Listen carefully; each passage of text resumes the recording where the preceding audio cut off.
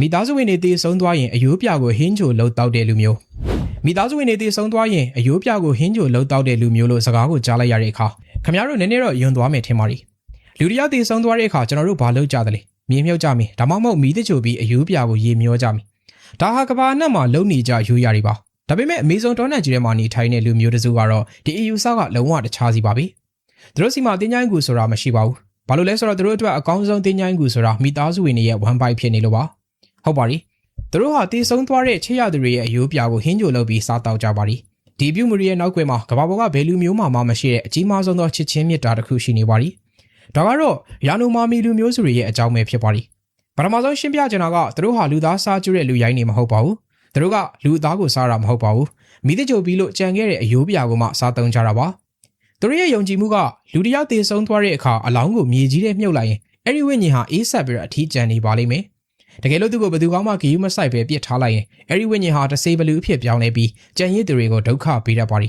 ဒါကြောင့်သူတို့ကတည်ဆုံးသွားတဲ့ဝိညာဉ်ကိုတခြားနေရာကိုမသွားစေချင်ပါဘူးမိသားစုဝင်တွေရဲ့ခန္ဓာကိုယ်ထဲမှာထာဝရဂိမ်းအောင်နေစေချင်တာပါ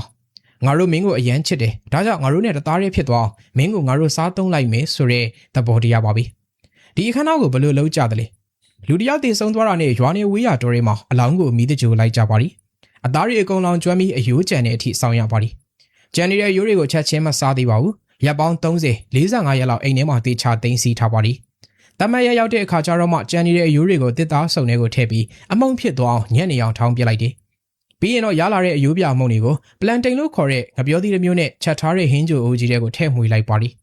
ဒီဟင်းကြိုကိုတည်ဆုံးသူရဲ့မိသားစုဝင်တွေဆွေမျိုးတွေကအားလုံးဝိုင်းဖွဲ့ပြီးကုန်းစင်အောင်တောက်သုံးကြရပါလိတစမှမကြအောင်စားသုံးပြီးမှသာဝိညာဉ်ကငြိမ်းချမ်းမယ်လို့ယူဆကြပါလိဒါပေမဲ့ဒီလေးမှာထူးခြားတဲ့ချွင်းချက်တစ်ခုရှိပါလိတကယ်လို့ကိုလူမျိုးကယောဂကြောင့်အသက်ကြီးလို့သေတာမဟုတ်ပဲရန်သူလက်ချက်နဲ့အသက်ခံရလို့သေတာဆိုရင်တော့အယိုးပြကိုလုံးဝမစားပါဘူးဘာလို့လဲဆိုတော့မတရားအသက်ခံရတဲ့ဝိညာဉ်ဟာငြိမ်းချမ်းမှုမရရှိနိုင်သေးလို့ပါ